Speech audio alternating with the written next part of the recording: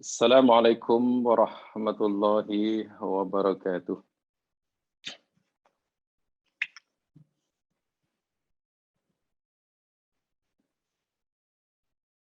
Innal hamdalillah nahmaduhu wa nasta'inuh.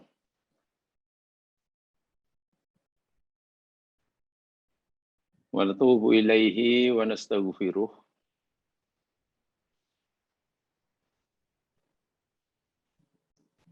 Wa na'udzu billahi min syururi anfusina wa min sayyiati a'malina.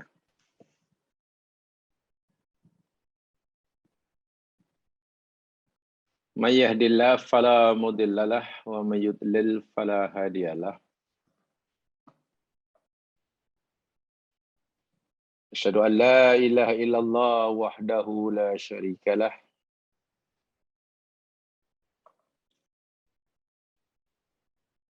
Wa asyhadu anna Muhammadan abduhu wa rasuluh.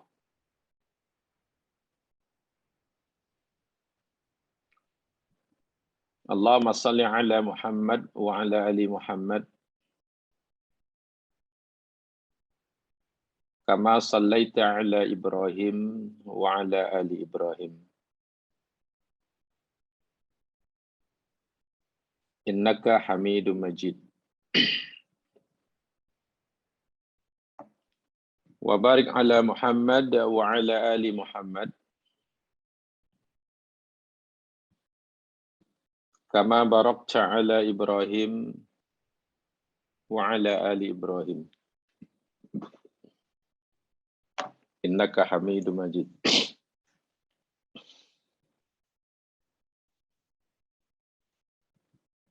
Bismillahilladzi la yadurru ma'asmihi syai'un fil ardi wala fis sama' wa huwas sami'ul alim. Bismillahilladzi la yadurru ma'asmihi syai'un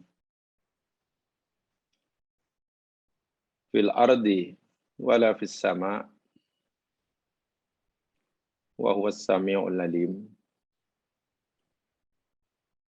Bismillahilladzi la yadurru ma'asmihi syai'un fil ardi wala fis sama' wa huwas sami'ul alim.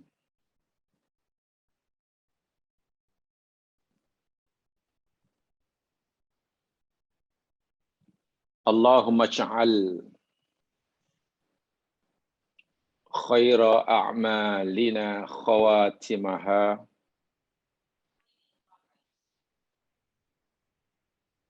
waj'al khaira a'marina awakhiraha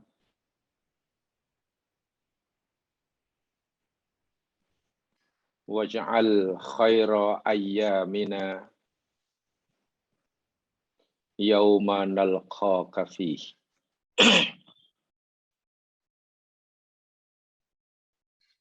Rabbi shrah li sadri wa yassir li amri wahlul 'uqdatam min lisani yafqahu qawli. Allahumma rabbana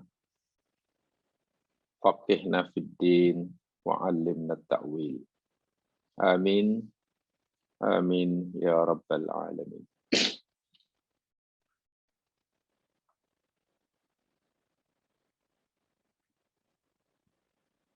Didoakan mudah-mudahan semuanya masih berada dalam lindungan Allah Subhanahu wa taala.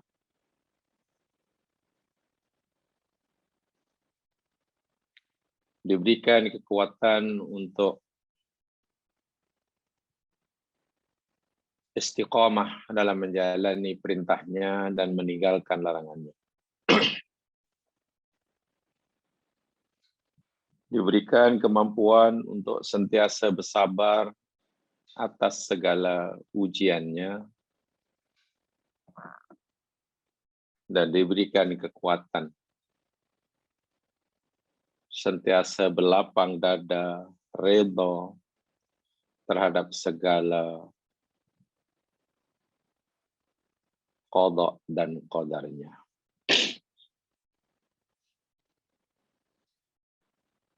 Juga dipohonkan agar Allah Subhanahu wa taala sematkan di dalam hati setiap kita perasaan takut dan gerun menderhakainya, serta perasaan suka, gembira, mentaatinya. Amin. Ya Rabbal Alamin. Muslimin, muslimat, ikhwah wa akhwati fillah. Insyaallah pagi hari ini kita akan teruskan siri kajian kita, tadabbur kita,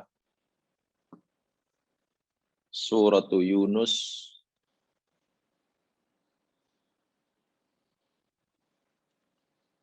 Saya ingin menambahkan penjelasan yang telah kita pelajari sama bagi ayat yang ke-92.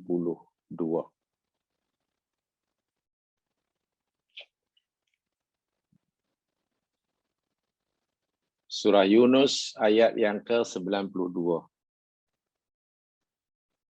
Saya ingin menambahkan penjelasan yang telah diberikan pada minggu lepas.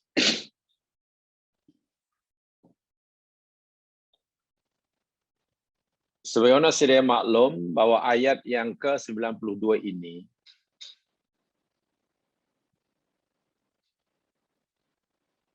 Allah memberitahu kita tentang bukti kebenaran firman-Nya,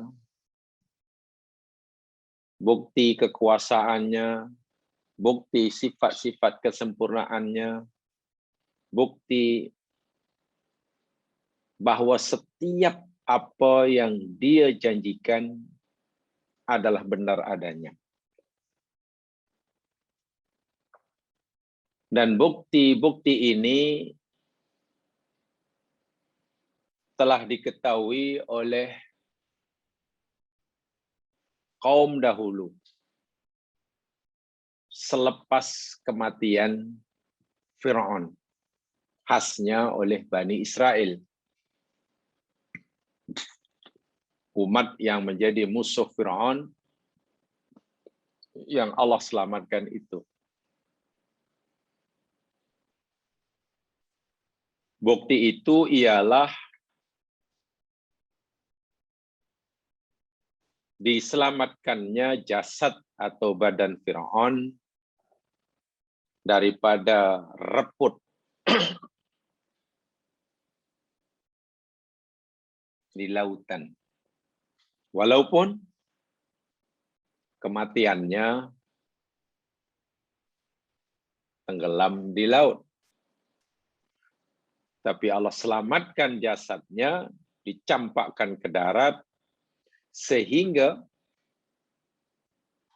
Bani Israel khasnya pada zaman itu melihatnya dengan mata kepala mereka sendiri.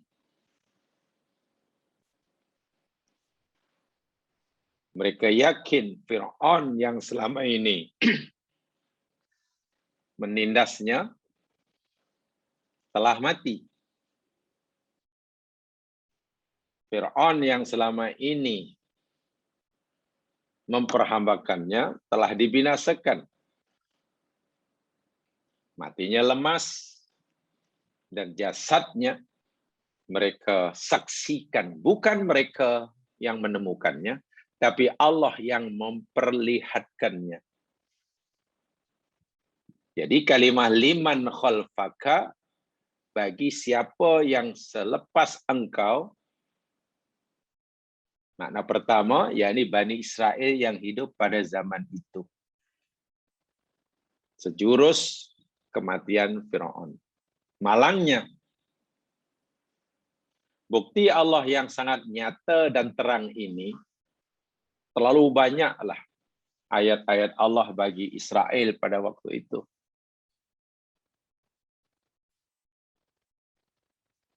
Sebagaimana mereka sudah hilang harapan ketika Fir'aun dan tenteranya sudah boleh dilihat oleh mereka mengejar dari belakang, sementara di hadapan mereka lautan terbentang luas. Saat itu mereka yakin bahwa mereka akan ditangkap oleh Fir'aun dan dibunuh. Tapi Allah menunjukkan kekuasaannya di luar jangkaan mereka, dibelahnya laut oleh Allah melalui tongkat Musa. Itu bukti. Dan banyak sekali ayat-ayat ini. Malangnya, orang-orang yang telah menyaksikan sendiri ayat-ayat Allah dengan mata kepala, bukan hanya cerita orang, bukan hanya perhabaran, malangnya kebanyakan mereka masih ghafil, tidak mengambil berat langsung, lalai. Bukan lupa ya, lalai, cuai. Contoh, tahu benda itu patut dibuat tapi tak buat. Saja. Tahu benda itu mesti ditinggal tapi tak tinggal. Ghafil. Contoh mudah, tahu bahwa traffic light sedang berwarna merah. Yakni mereka kena berhenti, tapi mereka jalan terus. Itulah lalai. Subhanallah. Cuma pertama. Makna yang kedua, karena kalimah liman khalfaka, man itu siapa yang khalfaka selepasmu, wahai Fir'aun, bersifat umum. Umum, man itu umum, siapa saja. Jadi Allah hendak menjadikan bangkai Fir'aun, jasad Fir'aun yang diselamatkan oleh Allah ini, menjadi bukti kekuasaan Allah bagi siapa saja yang hidup selepas Fir'aun. Mulai pada zaman itu hingga zaman kita. Hingga akhir zaman. Ayat ini jamaah sekalian, benar-benar bukti yang nyata bagi kemukjizatan Al-Quran.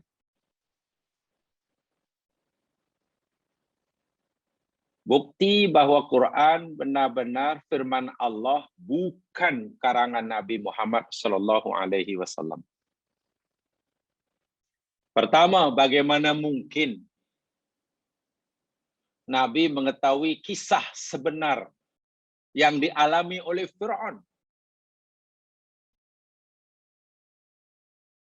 Sedangkan Nabi belum hidup masa itu. Kalau Nabi sudah hidup saat itu pun, macam mana Nabi boleh tahu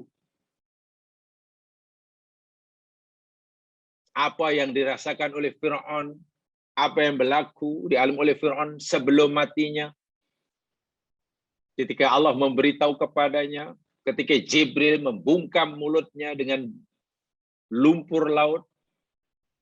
Ini mustahil diketahui oleh sesiapa pun, kecuali oleh Fir'aun yang sedang mengalaminya.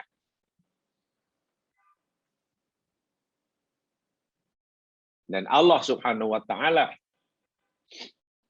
tentunya yang Maha mengetahui. Baik, sekarang mari saya tunjukkan bahwa ayat ini benar-benar ayat mukjizat. Ada ijaz ikhbari, kemukjizatan Al-Quran dari segi pengkhabaran berita. Bahwa apa yang Allah sampaikan itu benar adanya.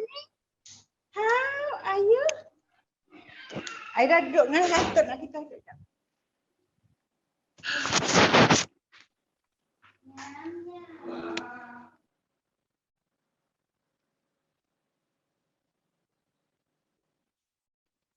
Baik.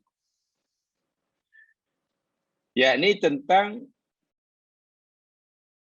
jasad Fir'aun ini. Begini ya mas sekalian, mari kita pelajari perlahan-lahan. Sedia maklum bahwa kalimah Fir'aun itu sendiri bukanlah nama sebetulnya. Fir'aun bukan nama, isim alam bukan, bagi seseorang, melainkan ia gelar, nama gelaran bagi raja-raja Mesir yang memerintah pada masa itu. Ada memang beberapa pendapat kaitan dengan Fir'aun ini yang mengaku Tuhan khasnya. Fir'aun yang mendakwa dirinya Tuhan ini. Sebagiannya menyebutkan bahwa Fir'aun yang jasadnya diselamatkan oleh Allah, yang Allah ceritakan dalam ayat ini, dalam surah Yunus ayat ke-92 ini, adalah Ramses kedua. Ramses kedua. Ada pendapat yang lain mengatakan itu Fir'aun yang hidup pada zaman Nabi Musa. Itu pastilah. Kan ini berlaku pada zaman Nabi Musa. Namanya Meniptah. Anak kepada Ramses kedua. Tak apalah, itu ulama berbeza pendapat tentang siapa Fir'aun. Yang pasti, ini Fir'aun yang hidup pada zaman Musa yang mendakwa dirinya Tuhan. Itu yang pasti. Yang jasadnya diselamatkan itu. Sama itu Ramses kedua ataupun anaknya.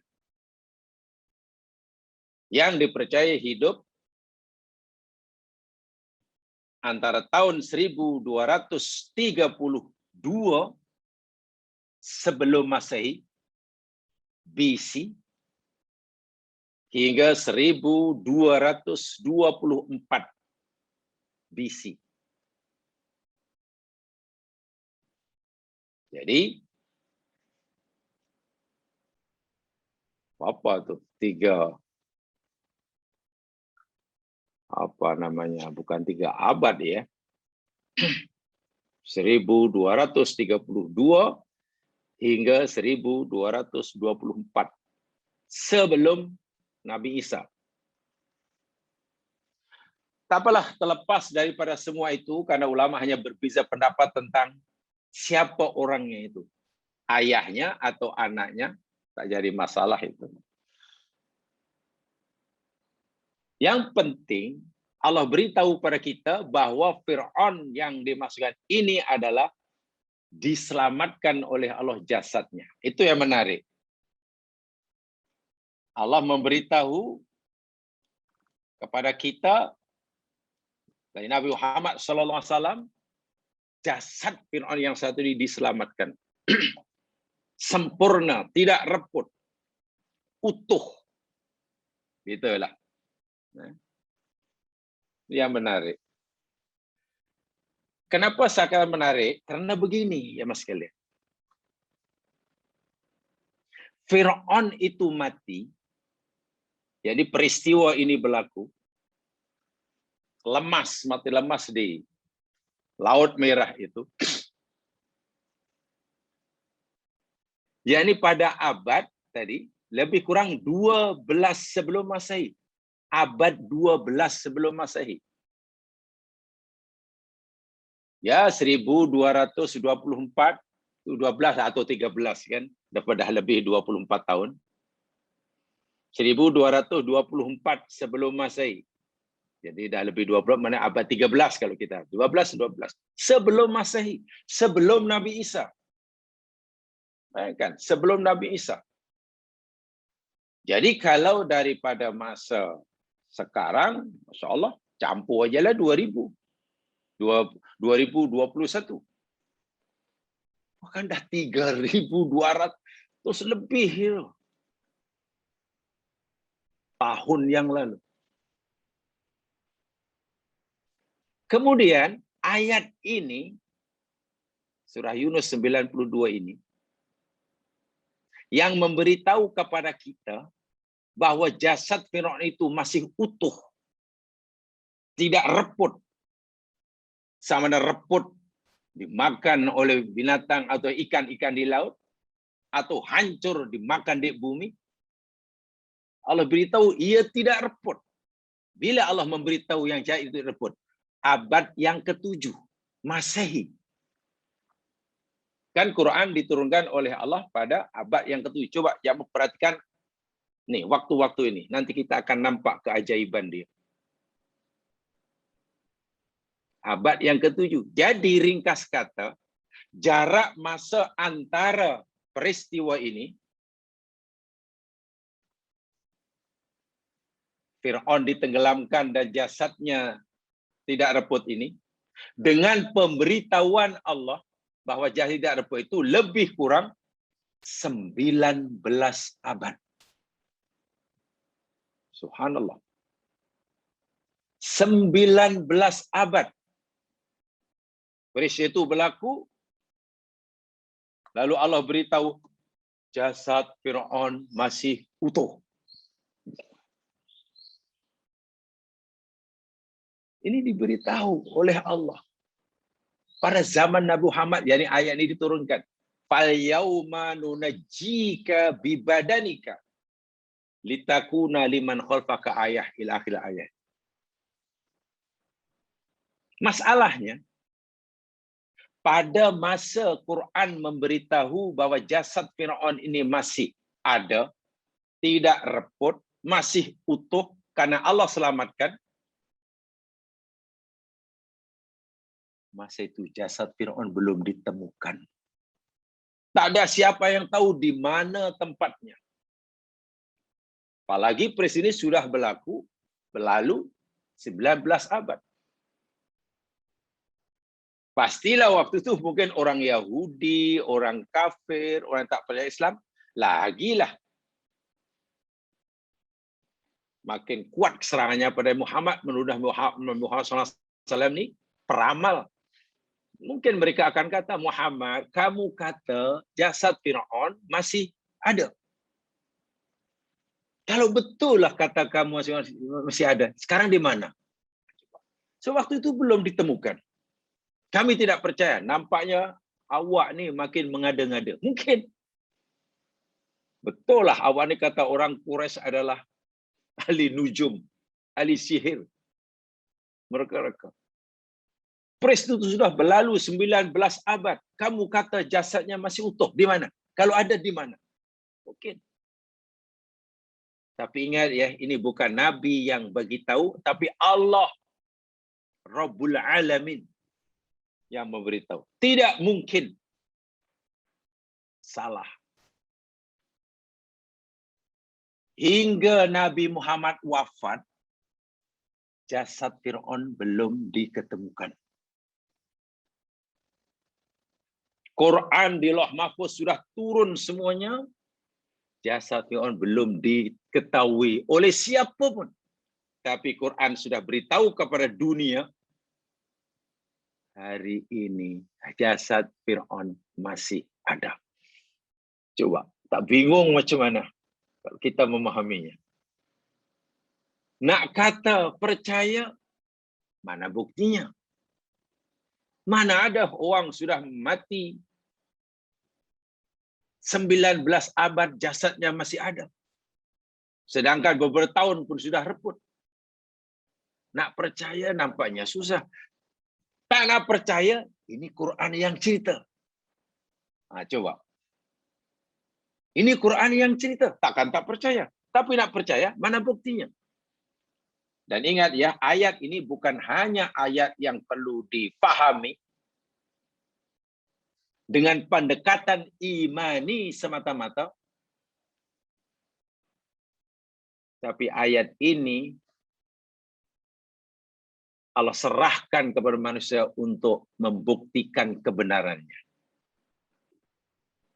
Ini ayat kauni. Bagi sahabat, karena iman mereka sangat kuat, walaupun pada masa itu, sehingga Nabi wafat, sahabat wafat, meninggal semuanya, cahaya bulan itu megang, mereka sudah percaya. Yakin. Sebab itu firman Allah. Walaupun belum terbukti. Itu kehebatan orang dahulu. Kehebatan orang dahulu. Percaya ya, iman saja. Sehingga tidak ada seorang pun sahabat yang meninggal tanpa meyakini yang jasad Fir'aun masih ada. Walaupun sudah berlalu 19 abad. Sungguh pun belum diketahui di mana ia berada.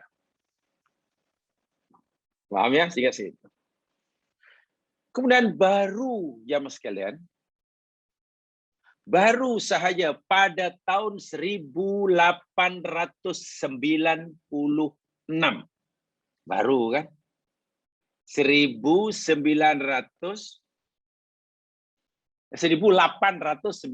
Masehi. Barulah. Yani abad yang ke-19.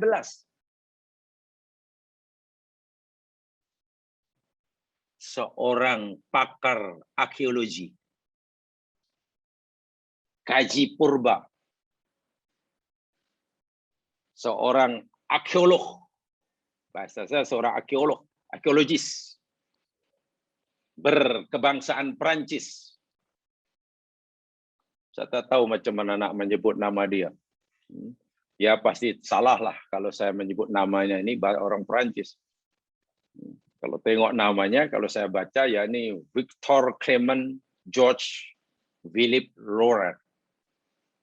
Rupanya ada orang kata bunyinya ya ini Victor Clement George Philippe Loret.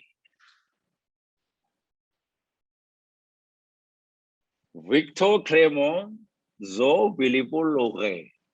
Loret, L-O-R-E-T. Loret bahasanya. Tak tahulah itu nama dia. Orang Perancis. Berkaitan Perancis. Pada tahun 1896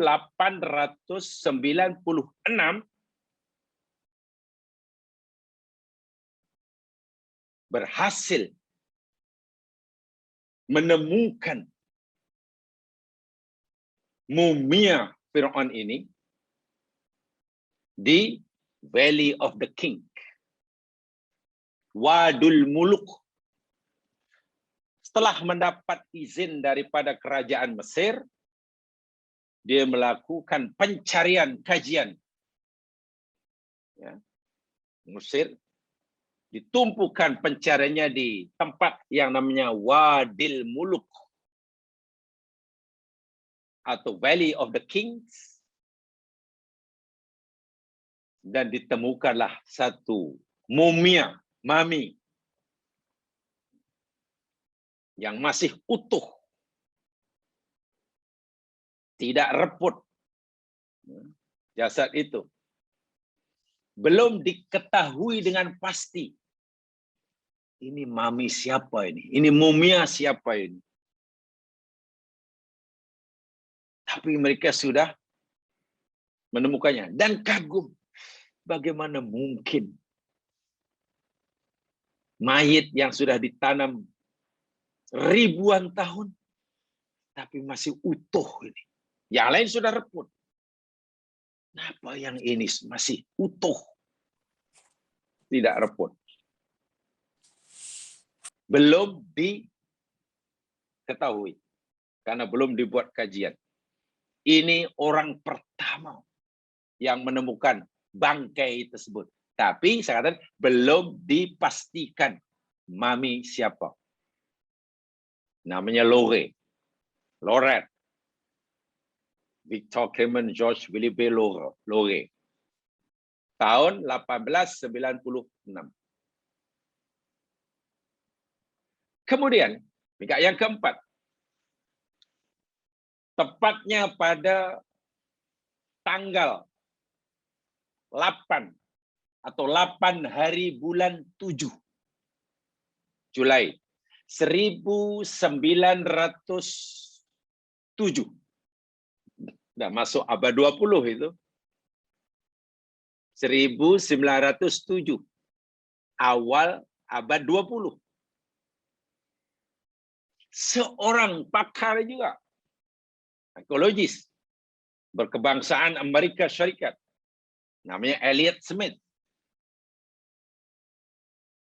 mendapat keizinan daripada Mesir untuk membuka bungkusan mumia ini di Mesir untuk dilakukan kajian. Ya, buat postmortem lah sesuai dengan kepakarannya. Dengan sangat berhati-hati. Karena ini tentu harta atau benda yang sangat berharga dalam dunia kajian arkeologi. Sangat berharga. Tidak boleh rusak. Dengan sangat hati-hati beserta timnya, Elliot Smith, abad 20, tahun 1907, memeriksa, kaji. Subhanallah. Buka satu bungkusannya, sikit-sikit, dan seterusnya. Setelah Elliot Smith membuat kajian yang agak teliti bersama timnya terhadap mumia ini, tahun 1907 Masehi yang lalu, belum lama, abad 20. Lalu mumia itu telah dipamerkan di Museum Mesir, Qahirah, Kairo, dengan kepala dan leher terbuka, tanpa bungkusan begitu, supaya setiap pengunjung dapat melihat dengan nyata, dengan terang. Walaupun tubuh badan mumia masih dibalut, masih ditutup sedemikian rupa untuk melindungi daripada kerusakan, ya mungkin karena kelembapan udara dan bakteri dan lain sebagainya. Yang pasti, tim yang diketuai oleh Elliot Smith ini telah membuat kesimpulan yang meyakinkan. Ini bukan mumia biasa. Ini mumia yang luar biasa. Ringkas kata, mereka berkesimpulan, inilah mumia yang telah berumur 3.200 tahun lebih, 32 abad yang lalu. Yang dipercayai sezaman dengan Nabi Musa. Ya, untuk memudahkan bahasa, ini adalah disahkan mumia Fir'aun. Jasadnya masih utuh. Tidak reput. Terbukti firman Allah Subhanahu wa taala. Ketika Allah memberitahu Fir'aun di ambang kematiannya bahwa jasad Fir'aun Allah akan selamatkan, nunajjika. Lalu apa yang Allah beritahukan kepada Fir'aun ini diberitahukan kepada Nabi abad yang ke-7. 19 abad selepas kejadian Allah beritahu jasadnya masih utuh. Abad yang ke-7. Tapi belum ditemukan. Baru ditemukan pada abad 20. Tengok. Kejadian berlaku abad 12 sebelum Masehi. Pemberitahuan Allah pada abad yang ke-7. Diketemukannya abad 20. Ini 13 kemudian. Bermakna masa antara diketemukannya jasad Fir'aun, dipastikan itu jasad Fir'aun, dengan peristiwa kematian Fir'aun, 32 abad. 32 abad. Dijaga oleh Allah. Tidak reput. Allah memberitahu. Aku selamatkan engkau. Ini menjadi mumia yang paling lama, bertahan lama. Ya tentu, seperti mana yang kita telah pelajari tempoh hari, Orang Mesir diajar oleh Allah ilmu bagaimana untuk mengawetkan mayit. Bahan-bahannya ada di sana. Ada di sana. Tidak cukup itu, yang terbaru. Tadi awal abad 20. 1907, Elliot Smith. Kemudian pada bulan Jun pada tahun 1976, lagi yang terbaru. 1976 yang lalu. Seorang pakar bedah daripada Perancis juga. Dr. Maurice Bucaille. Tak tahu bacanya macam mana nama orang Perancis ini. Saya tidak erti, saya tidak faham bahasa Perancis. Maurice Bucaille ke, Maurice Bucaille ke, apa. Dia mendapat kebenaran dari kerajaan Mesir untuk buat kajian lanjut tentang bangkai yang sudah disahkan sebagai bangkai Fir'aun ini. Tahun 1976.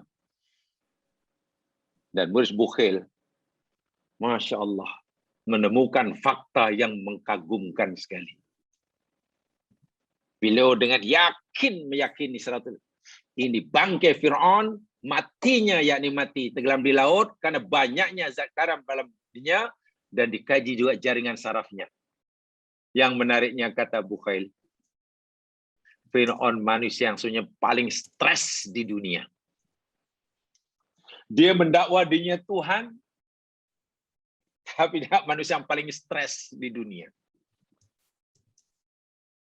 Yang menurut berita kebanyakan yang dipercayai, akhirnya Maurice Bucaille memeluk agama Islam jelas.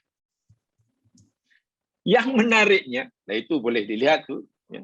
The Bible, the Quran, and Science, itu karangan Maurice Bucaille itu ada dijelaskan di sana itu, yang beliau terbitkan pada tahun 1976, buku yang agak lama tuh. Selepas itu, bangkai tadi dimulai reput.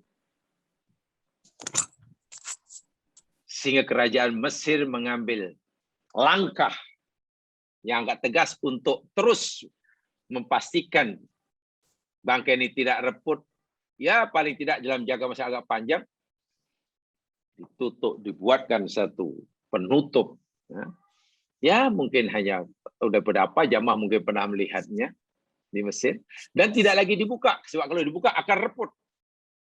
Ya, mungkin karena kelebihan udara, karena macam-macam. Yang penting, jika sekiranya bangkai Fir'aun sekarang di Mesir ini katalah sudah reput, sudah hancur sekalipun, tak jadi masalah. Kenapa? Karena apa yang Allah firmankan dalam surah Yunus ayat 92 telah terbukti. Sudah terbukti. Jika sekarang sudah reput, tak jadi masalah. Hilang silam, tak ada masalah. Selepas 32 abad. Masalahnya, sebelum diketemukan pada abad 20, kenapa bangkai ini tidak reput, masih utuh? Siapa yang menjaganya? Allah telah berfirman, kami menyelamatkanmu, wahai Fir'aun, bibadanika, jasadmu. Inilah Al-Quran.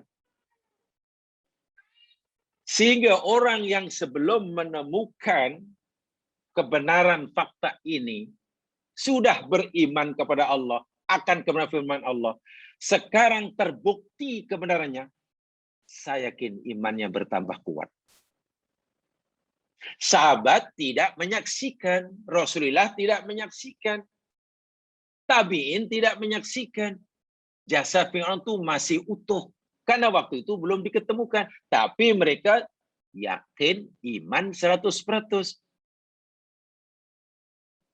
Adakah mereka beriman karena telah melihat sendiri jasad Fir'aun? Bukan.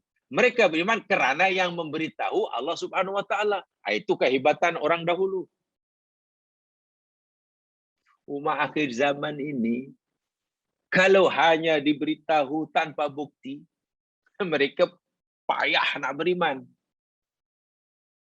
Sebab itulah Allah Subhanahu wa taala memberikan ilmu kepada umat manusia kemudian hari.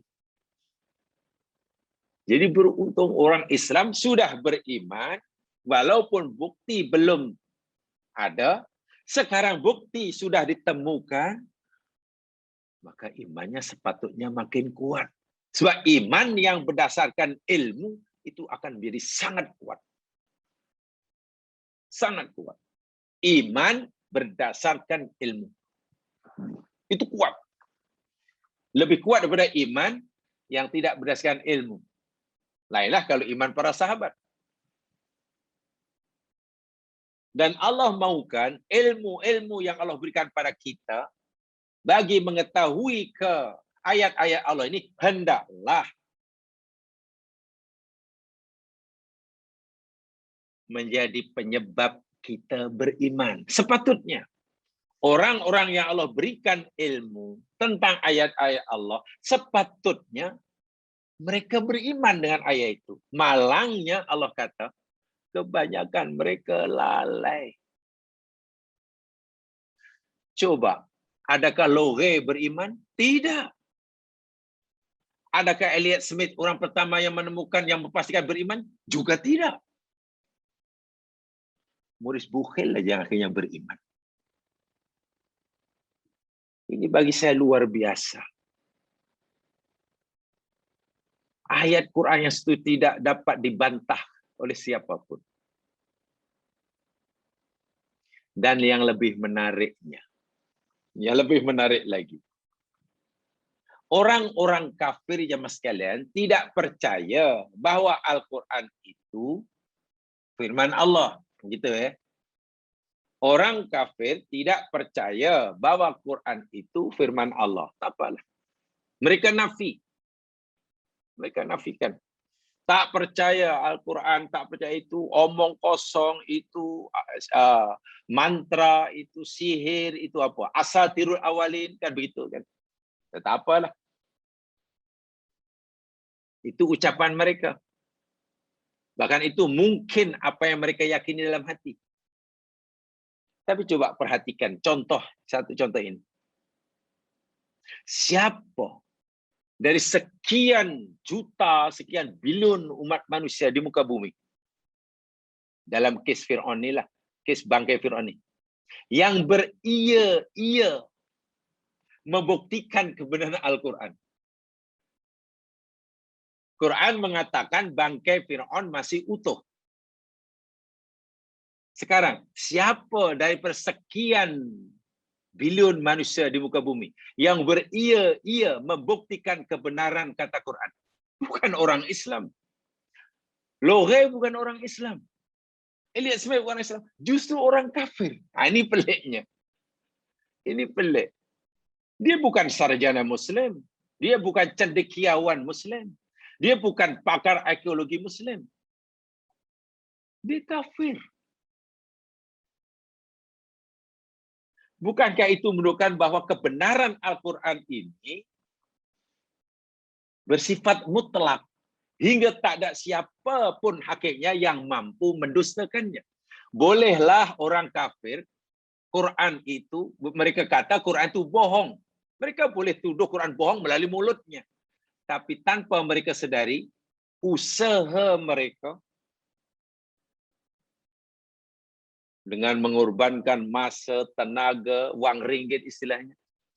Mereka tak sedar, usaha mereka itu membuktikan kebenaran Quran yang mereka dustakan dengan mulutnya. Cari mana ada kitab suci yang punya kekuatan mengalahkan seperti itu. Dan itu banyak kisah-kisah dalam Al-Quran seperti itu. Ini namanya ijaz.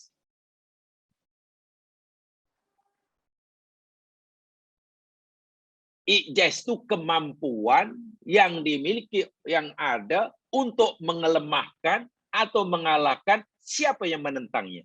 Itu namanya ijaz. Sesuatu yang punya ijaz, yang memiliki ijaz namanya mu'jiz. Jika kekuatan itu sangat kuat dan sangat ketara, dia disebut mu'jizat ditambah dengan ta. Itulah mukjizat Al-Quran. Quran ini punya kekuatan. Yang dengan kekuatan itu tak ada siapa pun yang boleh mengalahkannya. Hatta orang kafir pun tengok. Orang kafir hanya kata Quran itu bohong melalui lidahnya. Tapi perbuatannya membenarkannya. Sebab mereka yang beria-ia sangat mengkaji.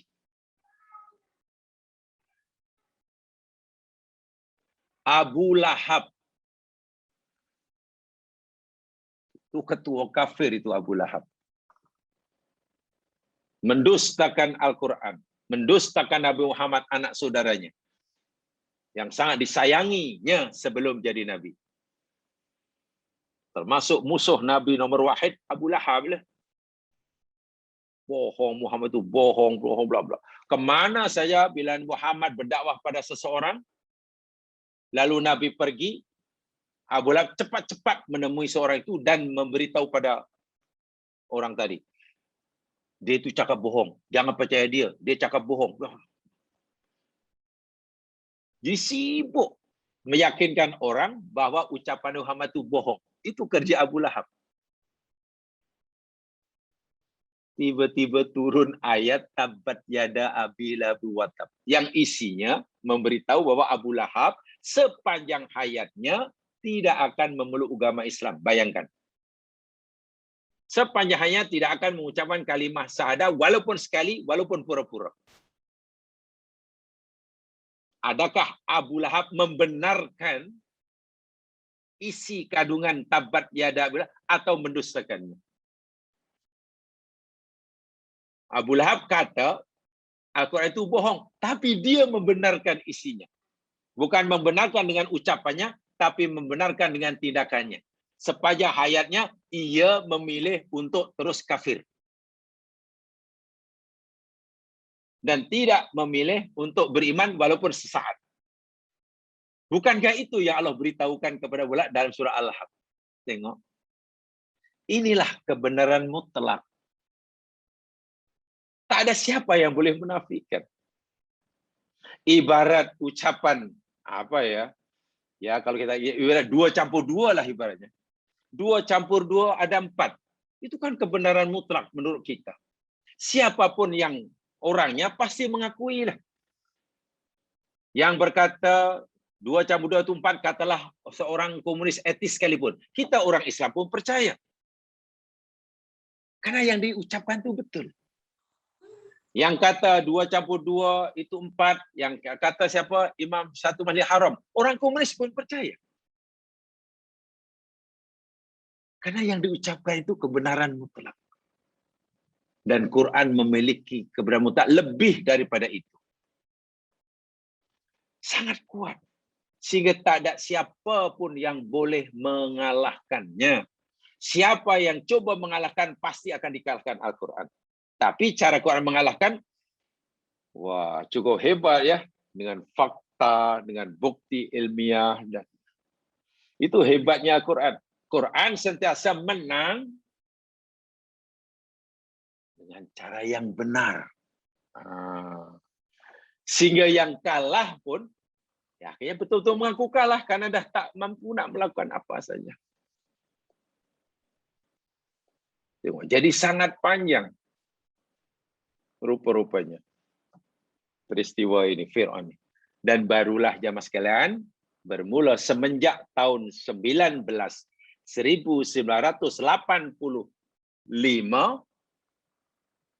kerajaan Mesir menutup bilik penyimpanan mumia Fir'aun ini untuk orang awam. Karena rupa-rupanya pengaruh dan kesan udara daripada luar dan juga mungkin pollution yang dilakukan oleh, ya apa istilahnya, ya oleh mikroorganisma akan mempengaruhi mumia ini dan lama-lama akan repot. Sebab itu ditutup, bahkan dibalut dengan bukan lagi kain. Jadi kalau kita lihat itu ya replika aja, luarannya saja. Tapi tak ada masalah. Yang penting kebenaran yang Allah firmankan dalam surah Yunus 92 sudah terbukti. Sudah diketahui. Sekarang jika repot pun tak jadi masalah. Hanya yang membuat kita makin tunduk, merasa kecil. Kita ucapkan subhanallah akbar. Selama 32 abad. Siapa yang menjaga? Masih utuh pula. Sedangkan selama diketemukannya, tiba-tiba sudah ada tanda dan reput kalau tidak dijaga. Inilah kebenaran janji Allah. Tapi sayang sekali, malang sekali manusia. Allah nyatakan di akhir penghujung ayat itu, wa inna katsiran minan nas, sesungguhnya ramai. Katsir itu ramai ya Mas, kan bukan kebanyakan ya, ramai daripada manusia ghafil wa iyadzubillah tumadzubillah. Ghafil, lalai, tidak ambil indah. Bukan lupa ya. Lalai itu maksudnya begitulah. Dia cuek begitulah. Tadi saya akan contoh yang mudah itulah. Dah tahu trafik light itu berwarna merah, mesti berhenti. Tapi cuek, langgar juga. Itu ghafil namanya. Namanya ghafil. Dah tahu ayat Quran begitu jelas, firman ayat-ayat kauniyah sudah terpampang di hadapannya. Lebih-lebih lagi bagi pengkajinya. Contohnya bagi si Lore. Bangkai Fir'aun depan mata dia. Bagi Elliot Smith di depan matanya. Tapi macam mana boleh tidak beriman? Subhanallah. Rupa-rupanya ilmu semata-mata belum menjadi jaminan orang akan beriman. Belum tentu. Jika hatinya dia tidak mau membuka. Jika tidak ada keikhlasan. Ilmu setinggi manapun. Jika hatinya tidak dibuka. Hidayah tidak akan masuk. Itu kalau berkaitan dengan pelajaran kita hari Sabtu tentang hakikatul hayat. Ini orang-orang yang hanya tahu zahirum minal hayati dunia. Dia hanya tahu ilmu zahir. Hanya zahirud dunia. Tapi buta kepada batinud dunia. Wa'iyadzubillah. Itu orang yang paling rugi. Bahkan minta maaf, orang yang paling celaka. Hanya mengerti yang zahir, menguasai, tetapi kufur kepada batinul hayat. Bila ada zahirul hayati dunia, mana ada batin, ada kehidupan, ada hakikat yang ada di sebalik yang nampak. Nah, yang di sebalik itulah dia tak nampak. Wa'iyadzubillah. Baik, ya mas sekalian, saya cukupkan itu saja. Sebab ayat ini ayat kauniyah, ayat ilmiah, penjelasannya sangat panjang. Bahkan bukti-bukti kalau kita lihat tafsir-tafsir saintifik hari ini, Masya Allah, dikupas luar biasa oleh sarjana-sarjana Islam gini. Saya persilakan jamaah untuk mengkajinya atau membacalah paling tidak hasil kajian sarjana Muslim hari ini. Baik, sekarang kita akan teruskan. Ayat yang berikutnya merupakan sambungan sebetulnya daripada kisah sebelumnya, tapi ditumpukan kepada Bani Israel. Kenapa? Karena musuh utama Bani Israel, penindas utama Bani Israel sudah tidak ada. Sudah dibinasakan oleh Allah. Akhirnya, ya mereka hidup boleh kata agak selesa. Nah, ini ayatnya bermula pada ayat 93. Ya, mungkin ada yang hendak membacakan, silakan tolong minta kerjasama, tolong ada yang membacakan, silakan.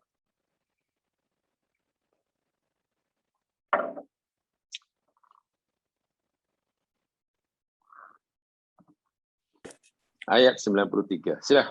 Saya baca Ustaz. Sila. Auzubillahi minasyaitonirrajim. ولقد بوأنا بني إسرائيل مبوأ صدق ورزقناهم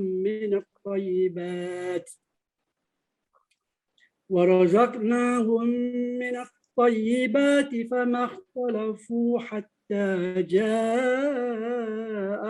العلم إن ربك يقضي بينهم يوم القيامة فيما كانوا فيه يختلفون. Terima kasih, Masya Allah, Barakallah. Walaqad bawa'na, dan demi sesungguhnya. Waw dan lam demi qad sesungguhnya. Kuat sekali ini ayatnya. Bawa'na, kami telah menyediakan tempat atau kami telah tempatkan Bani Israel. Di mana mubawwa'a sidqin, tempat tinggal kebenaran. Satu. Wa razaqnahum, dan kami kata Allah telah beri mereka rezeki minat thayyibat, dari rezeki yang baik-baik. Famakhtalafu, maka tidaklah mereka berselisih hatta ja'ahumul ilmu, sehingga datang kepada mereka ilmu pengetahuan. Inna rabbaka, sesungguhnya Tuhanmu, yaqdi, dia akan memberikan kata putus. Qada yaqdi qada.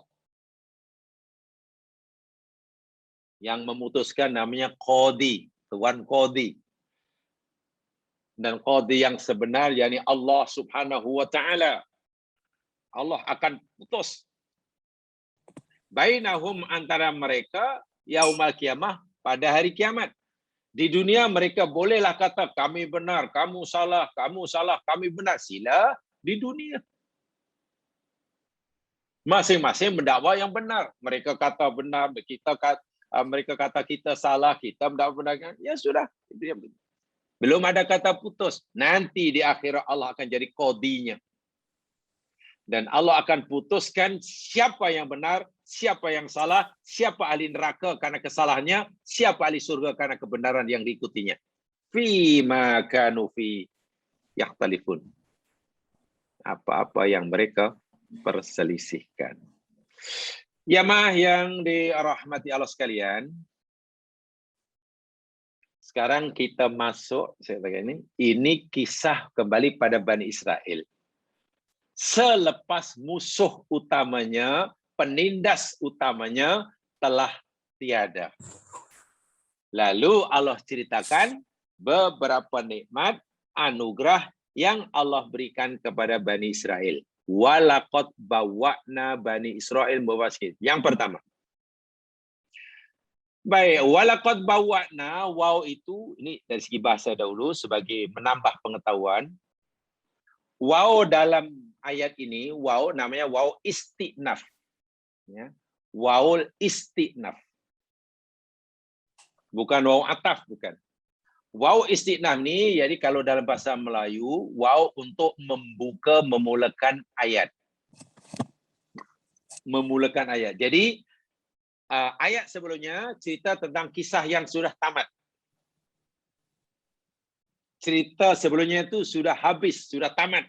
Itulah. Lalu Allah membuka cerita baru, buat kalimat baru, dimulakan dengan dan. Itu namanya waw istinaf. Sehingga jumlah walaqad bawa'na dipanggil jumlah istinafiyah. Mungkin dalam bahasa Melayu tidak ada ya waw istinaf ini. Siap mana ada orang cakap tiba-tiba dan umpamanya. Kan tak mungkin kan. Assalamualaikum warahmatullahi wabarakatuh. Tuan-tuan dan puan-puan. Dan kami, mana ada. Kalau syahdan mungkin ada. Bahasa Arab ada. Jumlah istinafiyah. Yakni Allah hendak memberitahu kepada kita, menjelaskan kepada kita, pada sekarang, dan juga beritahu pada Bani Israel, akan nikmat-nikmat Allah yang Allah limpah kurniakan kepada mereka selepas Allah selamatkan mereka dari kejaran Fir'aun. Oh, subhanallah ini. Diselamatkan mereka oleh Allah daripada dikejar Fir'aun melalui jalan laut. Itu pun nikmat yang luar biasa. Lalu Allah sebut lagi nikmat yang lain. Selepas selamat itu bagaimana hidupnya? Kan orang kan begitu. Yalah, selepas mereka itu selamat daripada dikejar Fir'aun, bagaimana nasib hidup mereka? Kalau adik mereka makin susah, miskin, papa kedana, apa maknanya diselamatkan? Kan begitu ya. Oh tidak. Rupa-rupanya tengok. Yang pertama. Bawa'na Bani Israel mubawwa'a sidqin. Bawa'a yubawwi'u.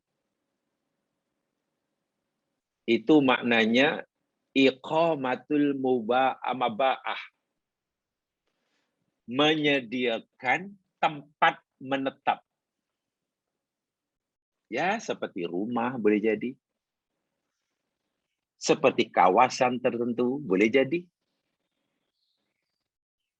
Bawa itu menyediakan tempat untuk menetap. Boleh jadi tempat tinggal, rumah, boleh jadi negeri dan lain sebagainya. Ini nikmat yang tersendiri. Dan ini dinyata oleh Allah Subhanahu wa taala di dalam surah Al-Maidah. Mari kita lihat surah Al-Maidah. Saya tunjukkan surah Al-Maidah. Jamaah lihat surah Al-Maidah.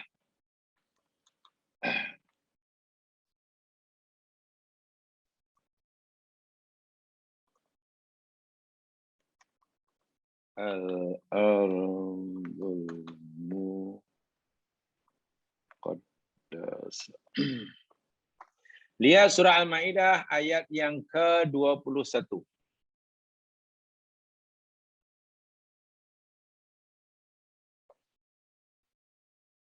Ini maksudnya. Apa yang Allah maksudkan dan kami telah sediakan tempat tinggal bagi Bani Israel itu apa maksudnya? Tempat tinggal yang mana? Kalau rumah-rumah macam mana bentuknya? Rumah teres ke? Rumah panjang ke? Rumah semidi ke? Rumah banglo? Tapi yang pasti ini bukan maksudnya rumah. Tempat tinggal, kawasan, daerah, negeri, bahkan negara. Yang dimaksudkan tempat menetap Allah sediakan bagi Israel ini surah Al-Maidah ayat 21. Allah berfirman melalui lidah Nabi Musa alaihissalam, ya qaumi, wahai kaumku, udkhulu, masuklah kamu,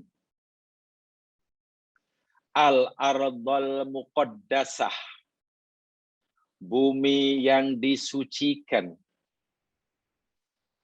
allati kataballahu lakum,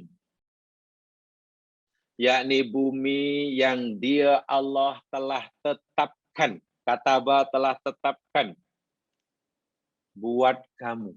Allahu Akbar. Wala tartaddu, dan jangan kamu kembali ke belakang. Murtad itu patah balik. Kamu sekarang sudah beriman, jangan kufur balik. Sekarang kamu sedang menuju ke tempat tinggal negara yang Allah telah buat kamu. Kamu jangan tolak. Kamu sudah dengar ucapan aku, kamu jangan menentang lagi. La tartaddu ala adbarikum. Pulang kamu. Fatangqalibu khosirin. Maka kamu nanti akan menjadi orang merugi.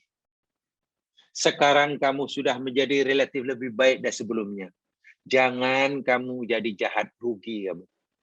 Allah sudah beri kamu nikmat. Diselamatkan daripada kejaran Fir'aun. Sekarang Allah sudah sediakan negara bagi kamu. Allah tetapkan. Jangan kamu tolak. Ikuti syiaran Allah. Kalau kamu mundur ke belakang, kamu rugi. Jadi yang dimaksudkan dalam ayat ini bahwa Allah telah menetapkan tempat menetap bagi Bani Israel, Mubawa Sidkin itu Al-Ardul Muqaddasah. Bumi yang disucikan. Ulama tafsir memahami Al-Ardul Muqaddasah itu merujuk kepada kawasan tanah yang memanjang daripada sempadan Mesir hingga kawasan Turki dan Azerbaijan. Kita mengenalnya sebagai Asia Barat sekarang.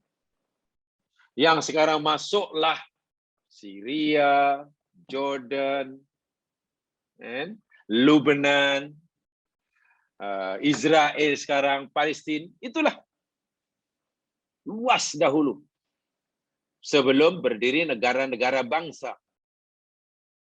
Setelah mereka dibebaskan oleh Allah dari kejar Fir'aun, sekarang tidak lagi tinggal di Mesir. Mereka nak tinggal di mana? Mereka perlu meneruskan kehidupan. Mereka mesti perlukan tempat tinggal untuk menetap. Lalu sebelum pun mereka meminta, Allah dah beritahu Bani Israel, aku nak bagi lagi nikmat kamu selepas aku selamatkan kamu, yakni tempat tinggal. Sebab hidup mesti kena ada tempat tinggal. Tak boleh menumpang, tak boleh tak jelas. Jangan kamu jadi bangsa-bangsa nomadik. Nomad pindah randah sana sini. Tempat yang aku sediakan buat kamu menetap beranak cucu itu Al-Ardul Muqaddasah. Lalu Nabi Musa beritahu pada mereka, wahai kaumku Bani Israil, inilah negara yang Allah sediakan buat kamu. Jom kita masuk. Masuklah kamu. Jamaah boleh baca sambungan surah Al-Maidah tadi beberapa kemudian, ceritanya di sana. Kawasan itu waktu itu masih dihuni oleh orang asing. Menurut kebanyakan ahli tafsir, saki baki kaum Ad. Uangnya besar-besar, tinggi-tinggi. Bani Israel yang masih berjiwa hamba, maklum telah dijajah jadi hamba ratusan tahun, tidak punya jiwa pejuang, mereka tak mau masuk selagi yang ada di negeri itu belum keluar. Musa, kami tak nak masuk selagi mereka tak nak keluar. Musa kata, halolah mereka, pasti kamu menang. Mereka kata, kami tak nak Musa, kami duduk di sinilah. Tak apalah, engkau lah. Engkau sajalah, wahai Musa, dan Tuhan engkau peperangi mereka berdua. Kau berdua kan hebat, kami tunggu di sini. Bila mereka nanti sudah keluar, kami masuklah. Itu yang Nabi Musa marah. Lalu Nabi Musa berdoa agar Allah pisahkan Musa dengan kaumnya. Allah kabulkan. Musa diwafatkan oleh Allah. Sementara kaumnya dihukum oleh Allah dengan dua hukuman yang sangat dahsyat. Pertama, dibingungkan oleh Allah selama 40 tahun. Tidak tahu jalan keluar dari kawasan itu. Kebanyakan mereka mati 40 tahun. Itu hukuman pertama. Hukuman kedua, karena mereka menolak itulah. Al-Ardul Muqaddasah yang asalnya Allah tetapkan buat mereka, muharramatun alaihim. Dalam surah Al-Maidah tadi, kalau jamaah baca berikut. Allah haramkan atas mereka. Itulah Bani Israel. Bangsa yang sebenarnya Allah manjakan. Allah manjakan. Karena macam-macam nikmat Allah anugerahkan. Tapi kekufuran mereka semakin menjadi-jadi. Kedegilan mereka tak berubah. Allah hukum. Parah hukumannya. Bingung 40 tahun, kebanyakan mereka mati. Tanah yang asalnya Allah telah tetapkan buat mereka, Allah tarik balik ke benda itu, muharramah. Allah haramkan. Sehingga mulai saat itu mereka tidak berhak menempati di bumi manapun di bumi. Ya, jadi berpindah ranah ke sana, mengalami diaspora. Lama semenjak zaman Nabi Musa. Baru mereka punya tanah. Itu pun pemberian haram daripada kerajaan British. Tahun 1948 ke apa itu. British bagi tanah di Israel itu. Bayangkan pada zaman Musa, mereka pindah ranah, dihalau. Raja Konstantin yang dahulu Yahudi, Bani Israel mengharapkan dapat melindunginya. Ya mula-mula. Tapi lama-lama Raja Konstantin pun tak suka dihalaunya keluar. Benito Mussolini, apa kurangnya menghalau Bani Israel. Era modern, Adolf Hitler, bantai mereka. Barulah tak macam manalah British khasnya dan sekutunya boleh tanpa ada hak boleh memberikan hak kepada Bani Israel untuk tinggal di tanah yang sekarang dihuni itulah. Tapi tetap tidak aman karena mereka sudah oleh Allah sudah ditarik tanah. Wahal kalau ikut nasihat Nabi Musa, jangan lari ke belakang, jangan undur, terus ke depan. Terus percaya Allah, ikut arahanku, nanti senang. Bila kamu patah balik, kamu rugi. Dan mereka ternyata memilih untuk terus degil. Memilih untuk terus degil. Baik, itu ya, faham ya? Itu satu. Bawakna. Allah telah sediakan. Negara ya, bukan rumah di sini. Tempat tinggal. Tempat tinggal. Ai al-watan alla anta tataharrak fihi. Tempat tinggal yang kamu boleh bergerak ke sana kemari, hidup di situ dan seterusnya. Bukan hanya rumah kecil-kecil. Ya. Dan tempat itu bukan tempat biasa ya mas sekalian. Negara yang Allah sediakan buat ini bukan negara biasa. Tempat tinggal itu, tanah itu Allah sebut mubawwa'a sidqin. Allahu Akbar. Mubawwa'a sidqin. Tempat tinggal, tempat menatap sidqun. Apa makna sidqun? Sidqun ini jangan diartikan benar ya. Dalam ayat ini bukan tempat tinggal yang benar. Bukan. Kalau ada tempat tinggal yang benar, mana ada tempat tinggal yang bohong lah.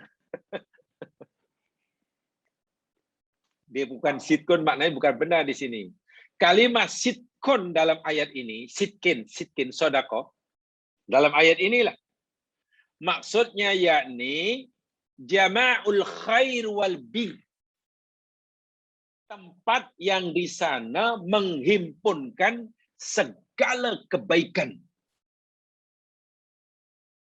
Apa saja jenis kebaikan terhimpun di tempat itu. Allahu Akbar. Kebaikan duniawi ada, kebaikan ukhrawi ada, kebaikan zahiriyah ada, kebaikan batiniah ada. Namanya Al-Ardul Muqaddasah. Tanahnya subur. Waktu iya, betul. Tanahnya subur. Allah mudahkan subur tanahnya. Pada waktu itu, Masya Allah. Dan juga ada kebaikan rohaniyah, kebaikan ukhrawiyah. Banyak, bahkan kebanyakan. Nabi-nabi yang dilantik oleh Allah, khasnya daripada keturunan Nabi Ibrahim, kebanyakannya Allah pilih daripada kawasan ini. Sehingga tempat yang Allah peruntukkan buat mereka itu dalam bahasa kita sebagai bumi Anbiya. Kan gitu kan?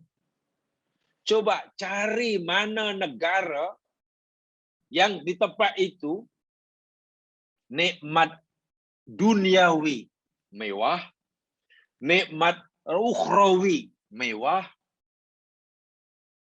bukan hanya tanahnya sahaja menumbuhkan pelbagai tumbuh-tumbuhan, Tapi di tempat itu juga banyak kekasih-kekasih Allah. Nabi-nabi ini kan kekasih Allah, utusan Allah, hidayah Allah. Tidak tenang macam mana jamaah sekalian hidup seperti itu.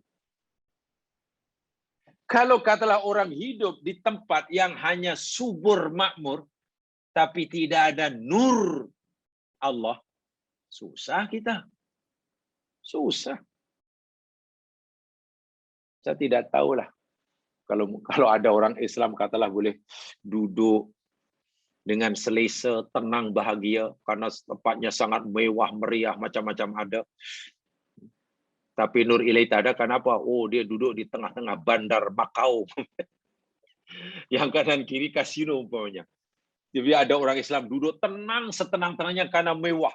Nak minta, nak cari nak apa pun dapat. Tapi mana ada nur di situ? Jangankan masjid, surau pun tak ada. Jangankan surau, orang Islam pun tak ada. Jiran pun kalau ada orang Islam, 100 km jauh. Kalau ada orang Islam tenang duduk itu tak tahulah. Demikian juga kalaulah di situ katalah ada nur ilahi. Banyak hidayah turun di situ. Tapi katalah tanahnya gersang. Hujan tak ada. Kan? Penyakit bermaharajalela, ya saya ingat tak tenang juga lah macam mana nak beribadah.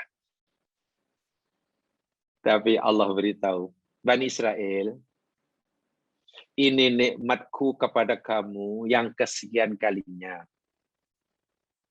Karena kamu ini baru saja aku bebas dan lepaskan dari perhambaan di Mesir. Sekarang kamu tidak punya tempat tinggal. Jangan khawatir. Aku dah tetapkan buat kamu, pilihkan buat kamu tempat tinggal. Dan tempat tinggal ini bukan tempat tinggal biasa, tapi mubawwa'a sidqin. Allahu Akbar. Tanah, kawasan, yang kawasan itu menghimpunkan segala jenis khair dan bir. Masya Allah. Nikmat duniawi ada, nikmat rohani ada, makanan jasmani ada, makanan rohani ada. Ya, baldatun thayyibatun wa rabbun ghafur lah. Kalau kamu syukuri di dunia kamu dah dapat bayang-bayang surga, di akhirat dah masuk surga betul.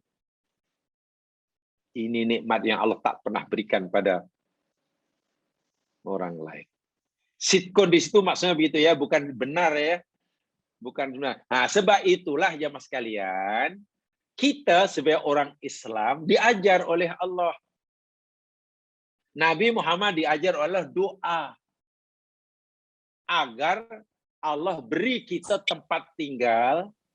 Kalau kita nak menetap satu tempat, nak pindah umpamanya satu tempat, nak pindah di sana dan ini, ya tolonglah di samping kita memilih tempat berdasarkan pertimbangan faktor luaran, ya. Kalau kita nak cari tempat tinggal dan kita mengambil kira mempertimbangkan faktor luaran. Faktor luaran itu apa? Ya faktor dunia lah. Tempat itu macam mana? Oh okey. Pasar raya jauh ke dekat? Dekat. Klinik jauh ke dekat? Dekat. Bank? Oh ada. Apa dia semua ada. Macam mana? Okey ke jalan jam ke tak jam? Oh tak jam. Oh macam mana? Oh dekat stesen ke? Dekat. Oh tak apa, saya pilih. Di samping itu menjadi pertimbangan kita, jangan tidak kita memohon sidqun. Ini faktor yang ada yang batin, yang tak nampak ni. Agak-agak di situ tu nanti nur Allah mudah datang atau tidak ya. Itu kan diambil kira. Agak di situ nanti saya menjadi orang mukmin lebih meningkat keimanan saya atau sama saja atau bahkan turun kalau tinggal di tempat itu. Itu kena diambil kira. Allah ajar kita doa jemaah sekalian untuk minta seperti ini. Coba lihat surah Al-Isra ayat 80. Tolong diamalkan doa ini. Ini apa Allah yang suruh ya. Ya kul itu mana ucapkan. Ya baca aja lah. Tidak perlu di mana, bila, tidak perlu. Kul. Walaupun itu kan pada Nabi, dan ini berlaku bagi kita umatnya. Surah Al-Isra ayat 80. Isra ayat 80. Isra ayat 80. Tolong dicatat dan tolong diamalkan. Khasnya bila kita nak sedang mencari-cari rumah baru, nak pindah rumah ke, nak kawasan baru ke, manalah tahu mungkin nak cari tanah lah, nak buat rumah di kampung lah. Nampaknya di bandar sudah sesak, nak inilah ke tepi bandar yang ada pokok, yang ada. Saya katakan di samping kita mengambil kira atas pertimbangan zohir. Zohir itu mana itulah dia. Tempatnya macam mana, keselamatan mana, jalan jauh ke, kemudian nak tolong diperhatikan sitkunnya. Tengok firman Allah. Kul wa kul, dan katakan wahai Muhammad. Katakan, ucapkan selalu, baca. Rabbi, wahai Tuhanku, adkhilni, masukkanlah olehmu akan aku, mudkhala sidqin. Tengok dia asal sidqun. Mudkhal itu tempat masuk, tempat yang aku nak masuki ini, sidqun. Sidqun bukan yang jujur, sidqun bukan jujur, bukan benar. Tempat yang aku nak pergi ni, ya Allah, jadikanlah tempat yang sidqun, tempat yang menghimpunkan segala kebaikan. Kebaikan jasmani, rohani, kebaikan fizikal, kebaikan rohania, kebaikan agama, kebaikan rumah tangga, kebaikan ekonomi, kebaikan segala-galanya. Menghimpunkan segalanya. Wa akhrijni, dan keluarkan kami, ya Allah, mukhraja sidqin, dari tempat keluar yang juga menghimpunkan kebaikan. Masya Allah. Rabbi adkhilni mudkhala sidqin wa akhrijni mukhraja sidqin waj'alni min ladunka sultanan. Banyak riwayat mufassir memahami ayat ini diperintahkan Allah suruh Nabi baca ketika Nabi hijrah. Kan Nabi diusir, dihalau daripada Makkah. Makkah ini makhraj, tempat keluar, kan Nabi disuruh keluar. Madinah itu mudkhal, ya. Madinah itu mudkhal, tempat Nabi nak masuk. Makkah itu mukhraj, tempat Nabi dihalau keluar. Sebenarnya di Makkah itu mukhraja sidqin. Makkah itu menghimpunkan segala kebaikan. Masjidnya pun nilainya 100.000 lebih baik. Allahu Akbar. Mana ada tempat yang mubarak dari Makkah? Allah sebut mubarak. Diberkati. Siapa yang tidak ingin tinggal di Makkah? Nabi waktu itu sebenarnya sangat mencintai Makkah. Ya, Nabi sendiri menoleh ke belakang, memanggil Makkah, wahai Makkah, aku tinggal kamu, bukan aku tak suka kamu, aku sangat sayang kamu. Tapi karena penghunimu menghalau aku. Nabi sedih. Lalu Allah turunkan ayat dalam perjalanan. Inna laroduka ilaman. Muhammad, jangan khawatir. Aku Tuhanmu berjanji, suatu saat aku akan kembalikan kamu ke Makkah semula. Ya, dan akhirnya Nabi kembali Fathu Makkah. Luar biasa.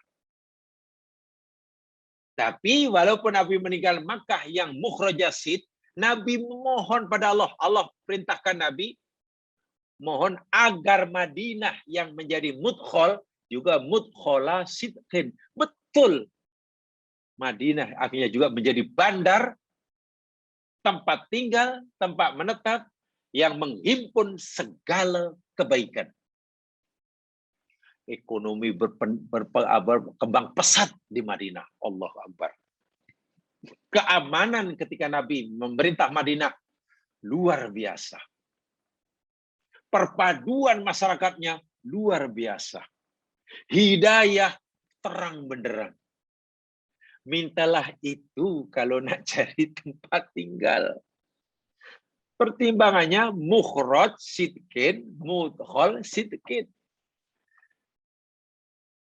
Ini Islam, ini untuk kita. Nah, untuk kita. Dulu Bani Israel Allah yang pilihkan. Mereka tidak mohon, Allah yang pilihkan. Luar biasa itu. Malangnya mereka tolak. Salah mereka. Paham ya? Jadi kalau kita bayangkan sini jamaah sekalian, coba mana ada nikmat yang besar seperti ini. Ini besar sekali ini. Sebab bukan hanya sekadar fid dunya hasanah, fil akhirati hasanah. Bukan hanya cukup makan, minum, sehat, sejahtera, jasmaninya, tapi hatinya juga terang benderang dengan nur ilahi. Bukan hanya rajin bersemangat mencari rezeki yang halal, tapi juga haus, dahaga jiwanya terhadap zikir dan wirid pada Allah Subhanahu wa taala. Bukan hanya punya harapan mencapai cita-cita duniawi, tapi hatinya rindu. Rindu, sungguh rindu. Ingin segera berjumpa dengan Allah. Itu namanya mudkhala sidqin. Itu namanya mubawwa'a sidqin. Jadi ini bukan nikmat kecil, bukan nikmat biasa ya Mas kan. Nikmat yang sangat-sangat luar biasa. Sebab itu saya kata tadi, bagi sesiapa yang mungkin ingin pindah rumah, pindah tempat, atau sekarang sudah bertempat, ya amalkanlah doa ini. Ya, diamal doa ini. Kul itu perintah Allah tuh, katakan.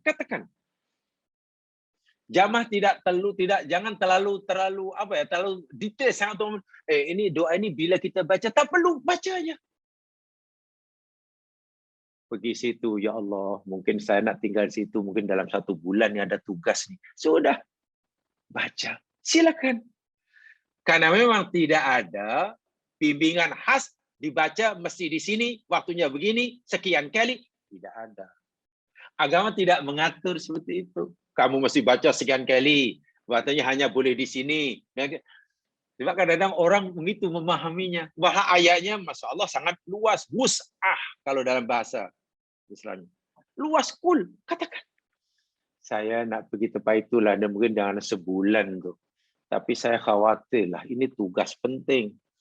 Macam mana agak sebulan ni? Ya doalah. Rabbi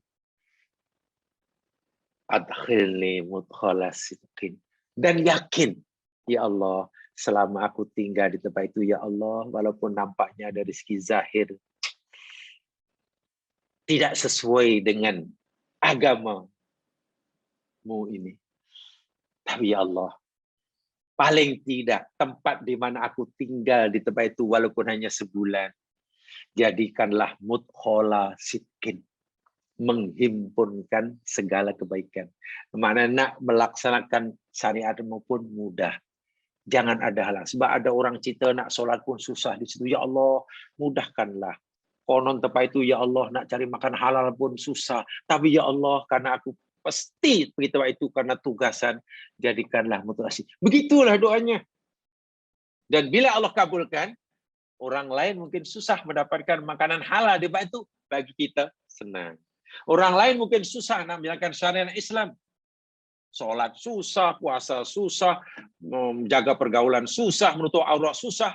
Katalah. Tapi kita senang jika doa kita dikabulkan. Mudkhala sidqin. Mukhraja sidqin. Mubawwa'a sidqin. Jadi sidik dalam ini, saya ulangi, bukan termasuk benar atau jujur. Tapi jama'ul khair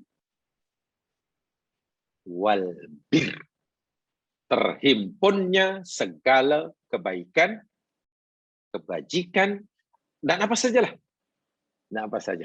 Sehingga kebaikan yang ada di tempat itu jauh lebih banyak, bahkan menghilangkan sama sekali keburukan yang ada. Kalaupun ada, tidak diperlihatkan kepada kita. Yang diperlihatkan kepada kita hanya baik belaka. Ya sekalian, itu saya sampaikan. Mudah-mudahan diberkati. Yang benar-benar Allah jua, silap kelemahan di sini. Subhanakallahumma bihamdika, asyhadu an la ilaha illa anta astaghfiruka wa atubu ilaik.